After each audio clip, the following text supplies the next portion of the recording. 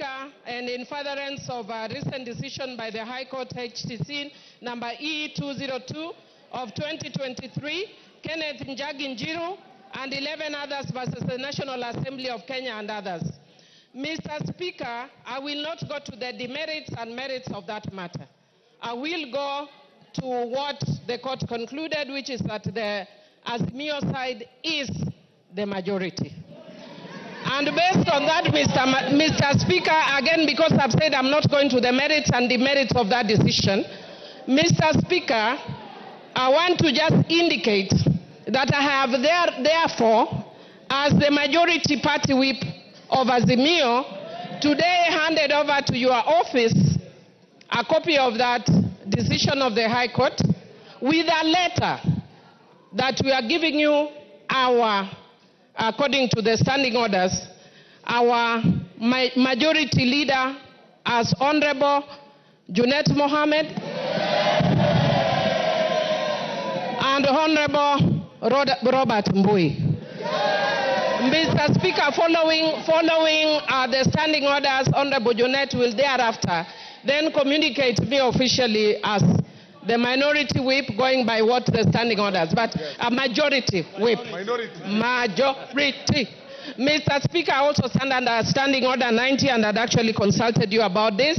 And Mr. Speaker, if you look at the judgment of that court, the court actually infer that because of the position you hold as Speaker and also as Chairman of your party, Mr. Speaker, it is not as party leader of your party, Mr. Speaker, it is not possible for you to be fair. You are going to be conflicted when you are conducting the matters of this House. Mr. Speaker, I therefore humbly request you to step down and mandate Honorable Gladys Boschole to take over in discharging the functions as the Speaker because of your conflict of interest. Mr. Speaker, Mr. Speaker, Mr. Speaker. Order. Order. Mr. Speaker. Mr. Speaker, in concluding, Mr. Speaker, because I said I'm not going to go to the merits and demerits of the matter, in concluding, I want to urge that as a parliament, we need to obey court rulings and decisions, even when we don't agree with them. And Mr. Speaker, I also just want to indicate that you can see my two colleagues are standing next to me. My advice to them in future is to follow a philosophy from my community which says, Telo Ikao, Telo Kumingato. So next time they should do what Honorable Ruku did. Jump if you have to, but take your position the way Honorable Millie has done. Is that part of your point of order? No. Mr. Speaker, I said as an obiter.